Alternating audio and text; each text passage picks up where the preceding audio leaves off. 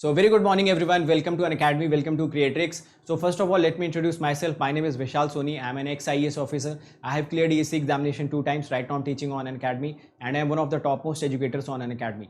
So first of all, let me tell you कि अगर आपने अभी तक an academy के किसी भी इनिशिएटिव्स को फॉलो नहीं किया तो फॉलो करना स्टार्ट कर दो। आप लोग अभी immediately an academy learnings app को डाउनलोड कर लो और वहाँ पे जाके स्पेशल क्लासेस को फॉलो करना स्टार्ट कर दो। वहाँ पे बहुत सारा कंटेंट फ्री में पड़ा हुआ है। उसके अलावा आप इस चैनल को सब्सक्राइब करके रख सकते हो, इसकी प्लेलिस्ट जाके चेकआउट कर सकते हो। वहाँ पे सारा का सारा कंटेंट फ्रीली अवेलेबल है, तो आप उसको एक्सेस करना स्टार्ट कर सकते हो और अपनी तैयारी को किक स्टार्ट दे सकते हो।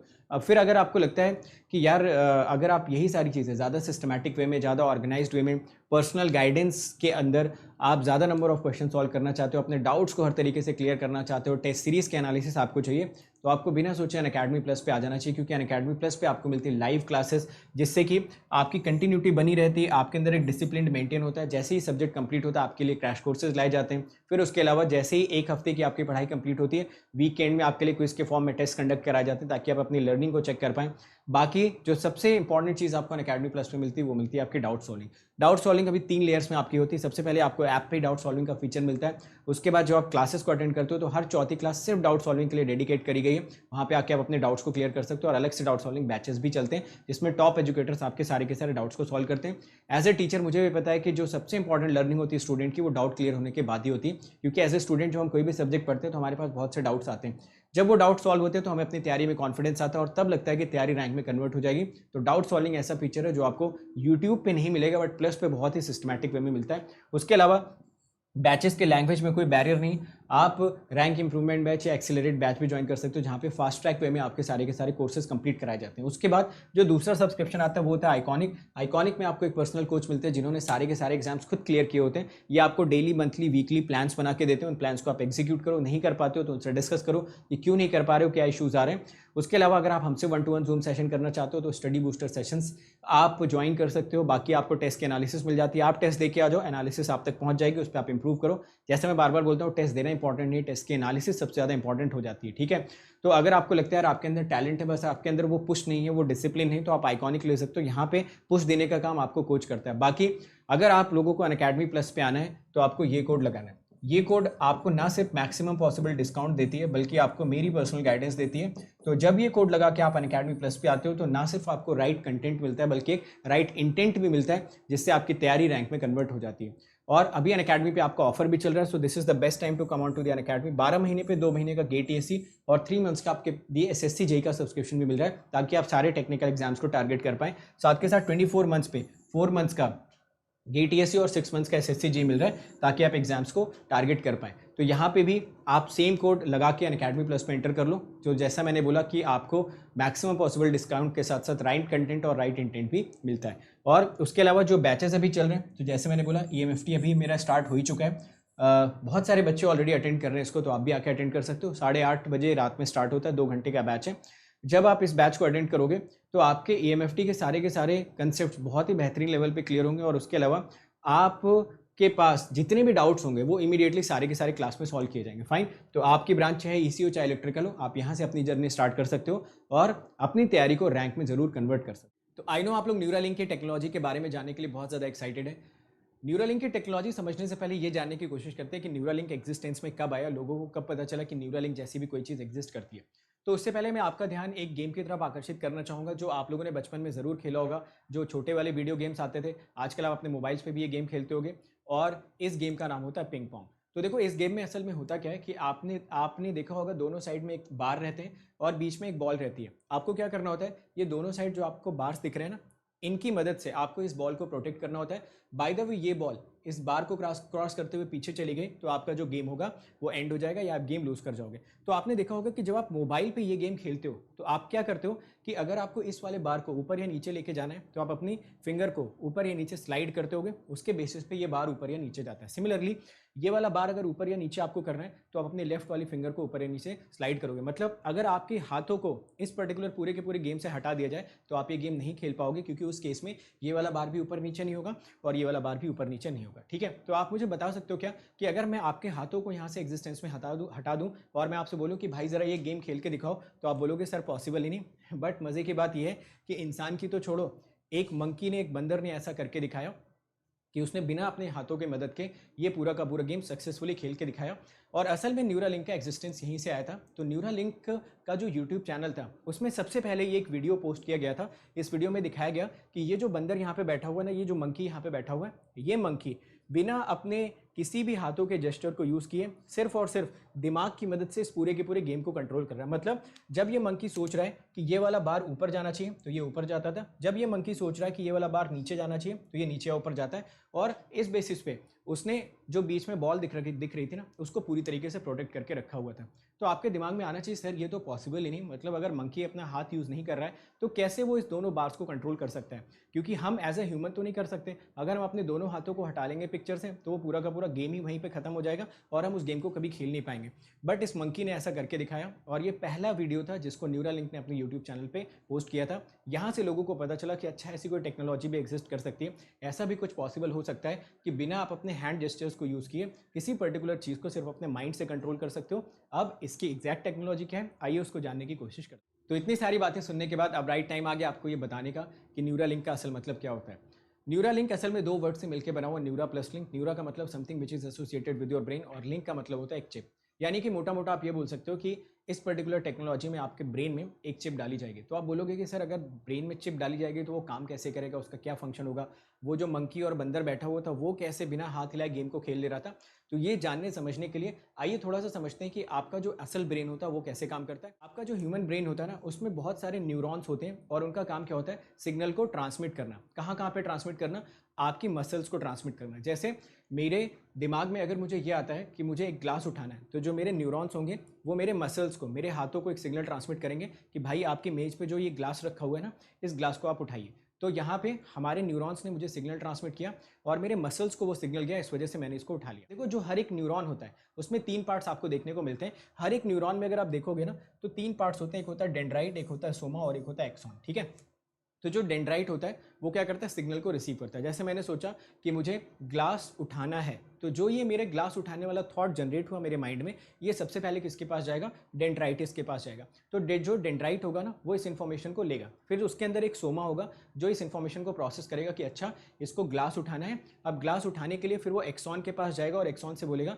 कि भाई इसके जो हैंड के मसल्स हैं ना वहाँ पे आप ये सिग्नल ट्रांसमिट कर दो ताकि ये ग्लास को उठा पाए। तो अब आप ह्यूमन ब्रेन की वर्किंग समझ गए हो, आप ये समझ गए हो कि कैसे आपका दिमाग जो सिग्नल होता है उसको डिफरेंट बॉडी पार्ट्स तक ट्रांसमिट करता है। जो डिफरेंट बॉडी पार्ट्स होते हैं उस सिग्नल का वेट करते हैं, फिर उसके बाद वो अकॉर्डिंगली रिएक्ट करते हैं। अब एक दूसरी चीज़ समझते हैं कि अगर आपके पास 2 स्मार्ट डिवाइसेज हैं तो उनके बीच में वायरलेस कम्युनिकेशन कैसे होता है।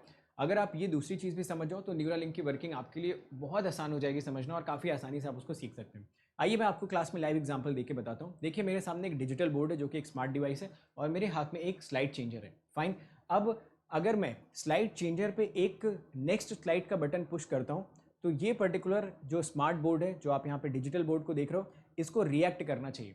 तो अब देखो इस पर्टिकुलर बोर्ड को ये कैसे पता चलेगा कि मैं इस पर्टिकुलर डिवाइस से, जो मेरे हाथ में स्लाइड चेंजर है, इससे मैं सिग्नल ट्रांसमिट कर रहा हूँ। तो जाहिर सी बात है कि ये जो डिजिटल बोर्ड है इसके अंदर कोई ना कोई एप्लीकेशन ऐसी इंस्टॉल होनी चाहिए, कोई ना कोई प्रोग्राम इंस्टॉल होना चाहिए जिसकी मदद से ये पर्टिकुलर स्मार्ट बोर्ड एटलीस्ट ये फिगर आउट कर पाए कि यार सिग्नल जो है ना वो इस पर्टिकुलर स्लाइड चेंजर से इसके पास तक पहुँच रहा है। तो आप देखते भी होंगे कि जब भी आप कोई भी डिवाइस अपने लैपटॉप में यूज़ करना चाहते हो तो आप पहले उसका ड्राइवर इंस्टॉल करते हो या फिर उसकी एप्लीकेशन इंस्टॉल करते हो, ताकि जब भी आप उस पर्टिकुलर डिवाइस को उसमें कनेक्ट करो या उस पर्टिकुलर डिवाइस के थ्रू आप इस डिजिटल बोर्ड को कुछ इंस्ट्रक्शन देने की कोशिश करो तो इसको पता रहे कि इन्फॉर्मेशन आ कहाँ से रही है और मुझे रिएक्ट कैसे करना है। जैसे अब क्योंकि इस पर्टिकुलर डिजिटल बोर्ड में इसका ड्राइवर ऑलरेडी इंस्टॉल्ड है, तो जैसे ही मैं यहाँ पे राइट क्लिक करूँगा तो इस स्मार्ट बोर्ड ने उस चीज़ को बहुत अच्छे से प्रोसेस कर लिया। प्रोसेस करने के बाद इसको पता चल गया कि यार ये स्लाइड चेंजर से मुझे आगे बढ़ने का इंस्ट्रक्शन मिल रहा है। अब देखो ये पूरा का पूरा कम्युनिकेशन वायरलेस ही तो हुआ, मैंने जस्ट यहाँ से एक इनपुट दिया, ये देखिए स्लाइड चेंजर नेक्स्ट। अब ये पूरा का पूरा यहाँ से वायरलेस सिग्नल गया होगा, इसने उस वायरलेस सिग्नल को रीड किया होगा, रीड करने के बाद इसने इमीडिएटली उस पर एक्ट करा होगा। ठीक है, तो अगर आप इस चीज़ को समझ चुके हो ना तो अब आप काफ़ी हद तक ये समझ सकते हो कि जो आपका न्यूरालिंक होता है वो किस तरीके से काम करता है। न्यूरालिंक असल में एक स्मार्ट डिवाइस होता है, जैसे आपके मोबाइल होते हैं, जैसे आपके लैपटॉप्स होते हैं, वैसे न्यूरालिंक भी एक चिप होता है जिसको कि सर्जरी के थ्रू आपके माइंड में, आपके ब्रेन में इम्प्लांट कर दिया जाता है। तो जब ये आपके ब्रेन में इम्प्लांट हो जाता है फिर ये सारे के सारे सिग्नल्स को एक्सेप्ट करना स्टार्ट करता है और on the basis of that कुछ सर्टेन एग्जीक्यूशंस को परफॉर्म करता है। जैसे अगर आप इस पर्टिकुलर डायग्राम में देखो तो यहाँ पे ये है आपका न्यूरालिंक जो इस इंसान के ब्रेन में इम्प्लांट किया गया। इससे आप देख रहोगे छोटे छोटे जो ये वायर्स निकल रहे हैं ना, ये हेयर से भी पतले होते हैं, बहुत पतले वायर्स होते हैं, और इनको हम लोग बोलते हैं इलेक्ट्रोड, है ना। तो ये सारे के सारे सिग्नल्स को कैचअप करते हैं, और सिग्नल को कैचअप करने के बाद जो भी डिजायर्ड एक्शन होता है वो परफॉर्म करते हैं। तो जैसा मैंने बताया कि ये कैसी डिवाइस होती है यार, ये एक स्मार्ट डिवाइस होती है, ठीक है। तो ये एक स्मार्ट डिवाइस होती है, एक डिजिटल डिवाइस होती है जो आपके ब्रेन में प्रेजेंट होती है। अब अगर आप इसकी वर्किंग को थोड़ा सा और अच्छी तरीके से समझना चाहते हो ना, तो मैं आपके सामने कुछ सिनेरियोस प्रेजेंट करता हूँ, वहाँ से आप बड़ी आसानी से इसकी वर्किंग को समझ जाओगे। देखो, पहला सिनेरियो मैं इमेजिन करता हूँ कि एक नॉर्मल सा लड़का है जिसके पास एक मोबाइल फ़ोन प्रेजेंट है। अब इसके दिमाग में अचानक से थॉट आता है कि मेरे हाथ में जो मोबाइल फ़ोन है ना, मैं इसमें यूट्यूब का ऐप ओपन करना चाहता हूँ। तो यूट्यूब का ऐप ओपन करने के लिए इसके साथ कौन कौन से एक्शंस होंगे ज़रा देखिए। जैसे ही ये सोचेगा कि मुझे यूट्यूब का ऐप ओपन करना है, इसके माइंड में वो सिग्नल जनरेट हो जाएगा कि यस मुझे यूट्यूब का ऐप खोलना है। ये इसके माइंड में सिग्नल जनरेट हुआ।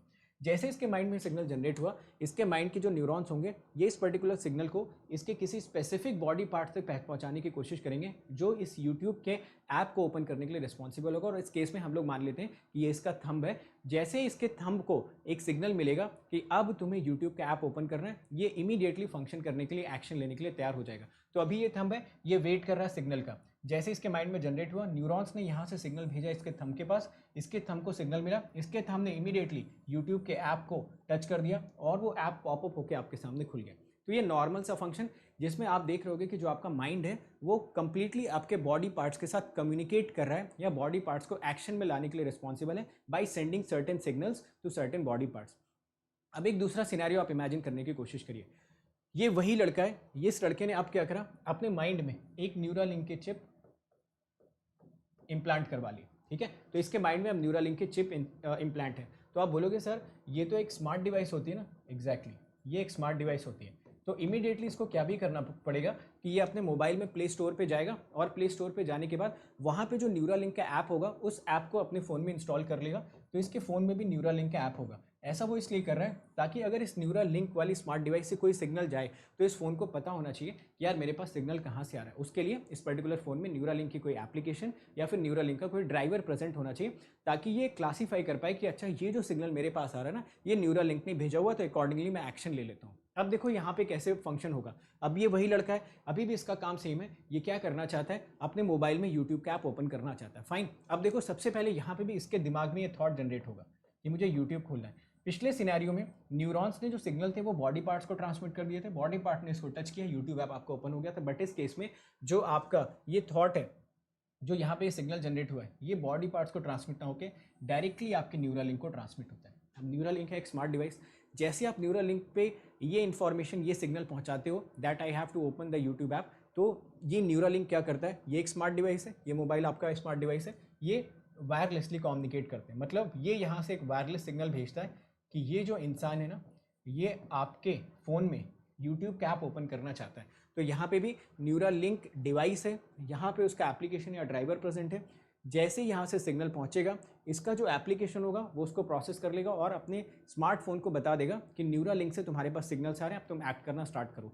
तो जो न्यूरालिंक का जो सॉफ्टवेयर होगा वो इस चीज़ को आइडेंटिफाई कर लेगा कि अच्छा ये जो सिग्नल आ रहा है ये बोल रहा है इस पर्टिकुलर फ़ोन में यूट्यूब ऐप ओपन करने के लिए, तो इमीडिएटली यूट्यूब ऐप पॉपअप कर देगा। तो आप देख रहे होगे कि दूसरे केस में ये जो इंसान है, इसने अपने किसी भी बॉडी पार्ट का यूज़ नहीं किया, ये नॉर्मल ऐसे खड़ा हुआ है, जस्ट इसने दिमाग में सोचा कि मुझे यूट्यूब ऐप ओपन करना है। उसके माइंड में जो न्यूरालिंक था वहाँ पर सिग्नल गया, वहाँ से इन्फॉर्मेशन जनरेट हुई, जो आपका फ़ोन प्रेजेंट था ना, क्योंकि उस फोन में पहले से न्यूरालिंक का सॉफ्टवेयर या फिर एप्लीकेशन या फिर ड्राइवर प्रेजेंट था, तो इमीडिएटली उसने प्रोसेस किया और उसको समझ आया। तो इतने सारे फैक्ट्स जानने के बाद न्यूरालिंक में आपकी दिलचस्पी और बढ़ गई होगी, आपको इसकी टेक्नोलॉजी के बारे में और भी जानने का मन कर रहा होगा। तो आइए एक एग्जांपल और लेते हैं, तो यहाँ से चीज़ें और क्लियर हो जाएंगी और इसके एप्लीकेशंस के बारे में भी आपको थोड़ा सा ब्रॉड आइडिया लगेगा। तो ज़रा देखिए, यहाँ पे हम लोग एक सिनेरियो इमेजिन करते हैं कि जहाँ पे एक लड़का प्रेजेंट है, इसके माइंड में कोई भी न्यूरालिंक वगैरह या फिर कोई भी चिप हमने अभी नहीं डाल रखी है।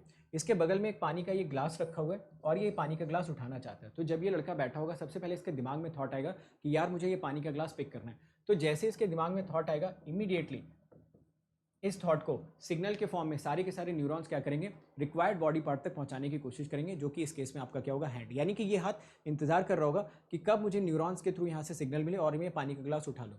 तो जैसे ही ये सिग्नल इसके पर्टिकुलर हाथ तक यहाँ पे पहुँचा, इमीडिएटली ये पानी के ग्लास को पिक कर लेगा और जो आपका एक्शन होगा वो कंप्लीट हो जाएगा। तो यहाँ पे भी आप देख रहे होगे कि आपके माइंड में जो थॉट जनरेट हुआ, आपके माइंड में जो सिग्नल जनरेट हुआ, उसने डायरेक्टली किसी ना किसी बॉडी पार्ट से कम्युनिकेट किया और उसको इंस्ट्रक्ट कर दिया कि आपको ये काम करना है। इमीडिएटली वो बॉडी पार्ट एक्शन में आ गया। तो ये बड़ा सीधा सीधा सा एग्जाम्पल आपको दिख रहा है।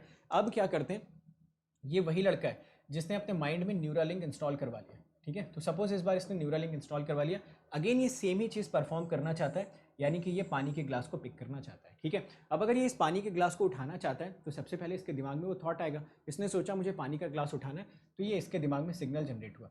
इस बार ये सिग्नल, आप मुझे बताइए, अगर आपने न्यूरालिंक एक स्मार्ट डिवाइस लगा रखी है तो क्या ये जो सिग्नल होगा ये किसी बॉडी पार्ट तक ट्रांसमिट होगा या डायरेक्टली न्यूरालिंक पे चला जाएगा? तो आप बोलोगे ये सिग्नल तो इस बार डायरेक्टली न्यूरालिंक पे जाएगा, क्योंकि न्यूरालिंक उसने इंस्टॉल करवा लिया अपने माइंड में। तो यहाँ से जो सिग्नल जनरेट हुआ वो गया न्यूरालिंक में। अब एक बात मुझे बताइए, अगर यहाँ से कोई भी सिग्नल किसी बॉडी पार्ट तक नहीं जा रहा है तो क्या आप किसी भी बॉडी पार्ट का यूज़ करके इस ग्लास को उठा सकते हो जैसा आप पिछले केस में कर रहे थे? बिल्कुल आप नहीं कर सकते।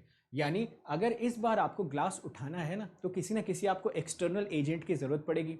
अब वो एक्सटर्नल एजेंट भी स्मार्ट होना चाहिए, क्योंकि न्यूरालिंक एक स्मार्ट डिवाइस है, तो वो किसी स्मार्ट डिवाइस से ही कम्युनिकेट कर सकती है या किसी ऐसे डिवाइस से कम्युनिकेट कर सकती है जिसके पास खुद के प्रोसेसर्स हो, वो एप्लीकेशन को इंस्टॉल कर पाता हो और उसके बेसिस पे कुछ फिजिकल वर्क परफॉर्म कर पाता हो।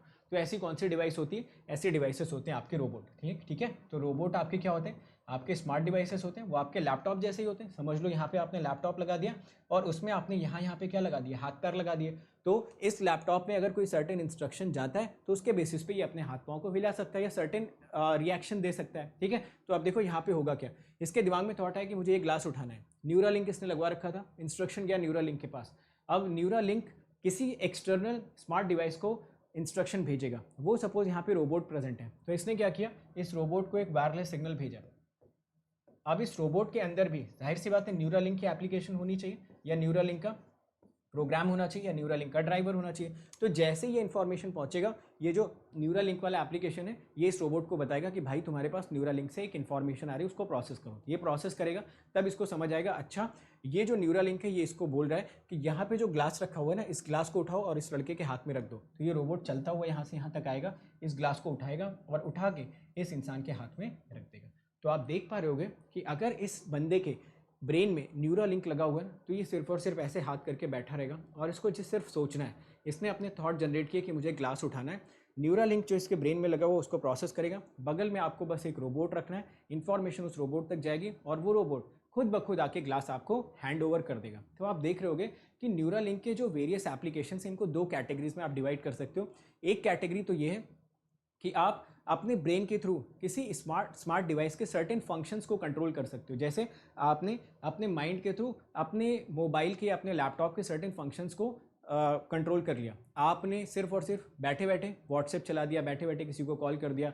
आपको अपने किसी भी बॉडी जेस्चर्स को यूज़ करने की ज़रूरत नहीं, आपको सिर्फ बैठे रहना है, जस्ट आपको एक थॉट जनरेट करना है। तो आप किसी भी स्मार्ट डिवाइस के किसी भी फंक्शंस को यूज़ कर सकते हो। सेकेंड ये हो सकता है कि आपके आसपास कोई ऐसी रोबोट्स प्रेजेंट हो या आपके पास कोई ऐसे स्मार्ट डिवाइसेस प्रेजेंट हो जिनसे आप फिजिकल वर्क भी करवा सकते हो। अब अपने मोबाइल से तो फिजिकल वर्क करवा नहीं सकते हो, लैपटॉप से तो फिजिकल वर्क करवा नहीं सकते हो, तो आप बगल में एक रोबोट रखो, उस रोबोट के अंदर डाल दो न्यूरालिंक का सॉफ्टवेयर या फिर उसकी एप्लीकेशन और अपने दिमाग में न्यूरालिंक इंस्टॉल करवा लो। बस आपको बैठे रहना है और आपको सोचना है, जो भी आपका थॉट जनरेट होगा वो थॉट इमीडिएटली रोबोट के पास जाएगा ऐसे इंस्ट्रक्शन, और वो रोबोट आपके सारे के सारे काम को एग्जीक्यूट कर देगा, आपके लिए खाना बना देगा, आपको पानी ला के दे देगा, आपको होमवर्क कर देगा। वो सारी चीज़ें आप उससे करवा सकते हो जो शायद आप अपने घर में कोई सर्वेंट रख के करवाते या फिर किसी ह्यूमन से आप एग्जीक्यूट करवाते। तो दोस्तों आइए देखते हैं न्यूरालिंक हमारी कौन कौन सी प्रॉब्लम्स को सॉल्व कर देगा। मैंने आपको काफ़ी रियल लाइफ एग्जांपल्स दे के बताए, तो उनसे काफ़ी हद तक आप चीज़ों को रिलेट कर पाओगे। बट देखते हैं एक आधे दो एग्जांपल्स को। जैसे कि आप देख पा रहे होगे, जो न्यूरालिंक है, ये न्यूरालिंक सबसे ज़्यादा इंपॉर्टेंट उन लोगों के लिए हो जाएगा जो लोग शायद पैरालाइज हैं, जो लोग अपने हाथ पैर से कोई एक्टिविटी नहीं कर सकते। तो आप क्या करोगे, उनके पास एक रोबोट ला के खड़ा कर दोगे और उनके दिमाग में न्यूरालिंक डाल दोगे। फिर वो जैसे ही सोचेंगे, जो उनके दिमाग में न्यूरालिंक लगा हुआ वो सारा का सारा इन्फॉर्मेशन ट्रांसफर कर देगा रोबोट के पास और रोबोट से सारे काम करवा सकते। देखो जैसा कि मैंने आपको बताया भी था और आपके दिमाग में सवाल भी आ रहा होगा कि क्या ये वाकई में रियलिटी बन सकता है, क्या वाकई में किसी इंसान के दिमाग में न्यूरालिंक अभी तक लगा है? नहीं। सबसे पहले तो इस बंदर के दिमाग में लगा के एक बार टेस्टिंग ऑलरेडी हो चुकी, जो कि खुद एलन मस्क ने न्यूरालिंक के यूट्यूब चैनल पे पोस्ट किया था, जिसमें ये बंदर सिर्फ और सिर्फ अपने दिमाग में न्यूरालिंक की वजह से पूरा का पूरा गेम खेल पा रहा है। ये बस बैठे बैठे सोच रहा है हाथ ऐसे करके कि यार अगर बॉल उधर जाएगी तो जो उधर वाला बार है वो ऊपर जाना चाहिए नीचे, वो अपने आप ऊपर नीचे जा रहा है, ठीक है। तो देखो, जब उन्होंने ये यूट्यूब वीडियो डाला तो इस वीडियो डालने के बाद एक इंसान था, उसने ट्वीट किया, उसने एलन मस्क को डायरेक्टली ट्वीट करके बोला कि मेरा 20 साल पहले एक्सीडेंट हो गया था और मेरे शोल्डर्स वगैरह में काफ़ी ज़्यादा फ्रैक्चर्स हो गए थे या पैरालाइज हो चुका हूँ मैं, तो आप मुझे एज अ ह्यूमन ट्रायल ले सकते हो, मतलब मैं ट्रायल देने के लिए तैयार हूँ, आप मेरे ब्रेन में न्यूरालिंक डाल के टेस्टिंग स्टार्ट कर सकते हो। तो एलन मस्क का वापस रिप्लाई आया कि न्यूरालिंक अभी इस चीज़ पे काम कर रहा है कि जब भी हम लोग न्यूरालिंक को ट्रांसप्लांट करेंगे किसी के माइंड में तो किस हद तक सेफ है। तो अभी न्यूरालिंक उसकी सेफ्टी पे बहुत तेज़ी से काम कर रहा है, एफडीए वगैरह का वो अप्रूवल ले रहा है, और उनका एक विजन है कि शायद इस साल के अंत तक वो ह्यूमन ट्रायल स्टार्ट भी कर देंगे और शायद फिर इसको, इस बहुत ही बड़े ड्रीम को वो रियलिटी में भी कन्वर्ट कर सकते। अब मैं आपको एक मूवी का रेफरेंस देता हूँ। जैसे मुझे पता चला न्यूरालिंक के बारे में, मैंने पढ़ा, मैंने थोड़ा रिसर्च की, तो सबसे पहला दिमाग में मेरे जो मूवी आई वो आई स्पाइडरमैन 2। अगर आप सभी लोगों ने स्पाइडरमैन 2 देखी होगी तो उसमें आपने देखा होगा उसका जो विलन होता है वो क्या करता है, अपनी एक सर्जरी कराता है जिसमें वो अपने ब्रेन में एक चिप डालता है और अपने बॉडी के अराउंड कुछ रोबोट्स कनेक्ट कर लेता है, कुछ हैंड्स कनेक्ट कर लेता है। तो आप देखते होगे कि उस केस में वो अपने किसी भी बॉडी पार्ट्स का यूज़ नहीं करता है, सिर्फ और सिर्फ जो भी अपने दिमाग में सोचता है, ये साइड में इसके जो आपको एक्स्ट्रा हाथ दिख रहे हैं ना, ये सारे के सारे हाथ उसका वो सारा का सारा काम एग्जीक्यूट करते हैं। तो यहाँ पे आप देखोगे भी कि सामने एक इसके कार आ रही है, इसके बॉडी का कोई भी जो पार्ट है, जो फिजिकल पार्ट है, वो रिएक्ट नहीं कर पाएगा, बट इसके ब्रेन ने तो सिग्नल भेज दिया ना कि भाई मुझे बचना है। तो जैसे इसके ब्रेन ने सिग्नल भेजा मुझे बचना है, इसके अराउंड जो हैंड्स एसोसिएटेड थे ना, उसने इमीडिएटली रिएक्ट कर दिया। This is the power of the Neuralink. Neuralink में आपको अपने बॉडी पार्ट्स को यूज़ करने की ज़रूरत नहीं, अपने बॉडी पार्ट्स को इमीडिएटली रिएक्शन में लाने की ज़रूरत नहीं। अगर आपने कोई चीज़ सोच भी ली तो इतनी तेज़ी से आपके अराउंड जो रोबोट्स हैं, आपके अराउंड जो डिजिटल गैजेट्स हैं, जो स्मार्टफोन्स हैं, उसमें ट्रांसफर होगा कि उसका एग्जीक्यूशन इमीडिएटली हो जाएगा। तो वापस से एक बार इसको देखते हैं, तो आप लोग देखिएगा कि जैसी गाड़ी इसके सामने आएगी, इसके किसी भी बॉडी का कोई पार्ट रिएक्ट नहीं कर पाएगा, बट दिमाग में सिग्नल जनरेट हो चुका है, तो इसके अराउंड जो रोबोट्स हैं उसने इमीडिएटली इसको सेव कर लिया। तो आप लोगों ने अगर स्पाइडरमैन 2 नहीं देखी होगी तो एक बार जाके देखना और मुझे भी बताना कि क्या ये टेक्नोलॉजी जो स्पाइडरमैन 2 में दिखाई गई थी, क्या न्यूरालिंक इससे इंस्पायर्ड है या नहीं। तो ये मैं टोटली आपके ऊपर छोड़ता हूँ, आपका इसमें क्या थॉट रहता है। कमेंट सेक्शन में आप सभी लोग लिख के मुझे ज़रूर बताना कि क्या ये सेशन आपको अच्छा हेल्पफुल लगा, क्या आपको ये थोड़ा सा ज़्यादा अवेयर बनाता है, क्या आपको ये थोड़ा सा ज़्यादा इंटेलिजेंट बनाता है, थोड़ा सा ज़्यादा आपको चीज़ों के बारे में इन्फॉर्मेशन देता है। तो मैं बार बार आप लोगों से बोलता हूँ कि आप हमेशा ऐसा कंटेंट कंज्यूम करो जो आपको ज़्यादा अवेयर बनाए, ज़्यादा स्मार्ट बनाए, आप एक अच्छे इंजीनियर बन पाओ और उसके साथ साथ एक अच्छा कॉन्ट्रीब्यूशन कर पाओ सोसाइटी में, जो वाकई आज की डेट में नीडेड है। तो आई होप आप लोगों ने ये सेशन काफ़ी अच्छे से एंजॉय किया है। तो अब सबसे लास्ट में मैं आपको ये बताना चाहता हूँ कि आपको अब अगला कॉम्बैट देने के लिए रेडी रहना है, जो कि अगले संडे को है।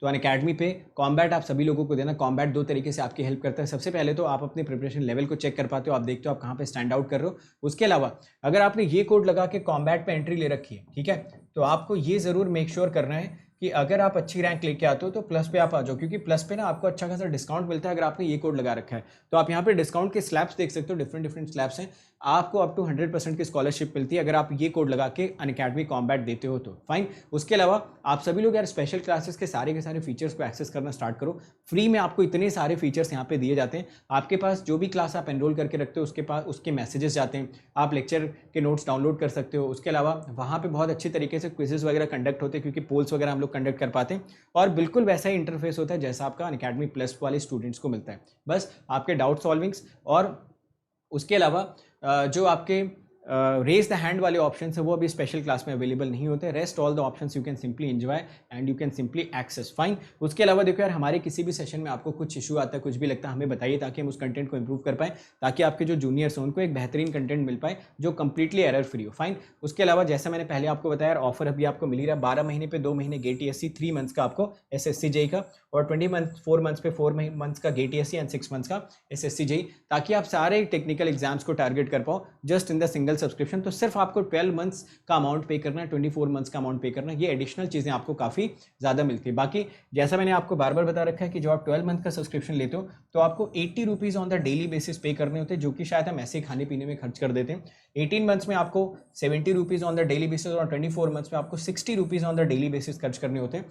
तो अगर आप इतने पैसे इन्वेस्ट कर सकते हो तो you should invest this money on your future, क्योंकि जब आप प्लस पे आते हो तो आपकी जो सक्सेस की रेशियो होती है वो काफ़ी हद तक बढ़ जाती है, उसकी परसेंटेज काफ़ी हद तक बढ़ जाती है, क्योंकि वहाँ पे ना सिर्फ आपके डाउट सॉल्व होते हैं, आपको टीचर्स का पर्सनल गाइडेंस मिलता है और सिस्टमैटिक वे में सारी तैयारी कंप्लीट हो सकती है। तो अगर आप मेरी पर्सनल गाइडेंस में आना चाहते हो तो आपको ये कोड लगाना है, अनअकैडमी प्लस पे आना है तो आपको ये कोड लगाना है, बिकॉज ये कोड आपको ना सिर्फ राइट कंटेंट देता है बल्कि राइट इंटेंट देता है, और उसके अलावा मैक्सिमम पॉसिबल डिस्काउंट भी प्रोवाइड कराता है। बाकी अगर आप आइकॉनिक लेना चाहते हो तो 12 मंथ्स का जो आपको आइकॉनिक का सब्सक्रिप्शन मिलता है वो 45K का मिलता है।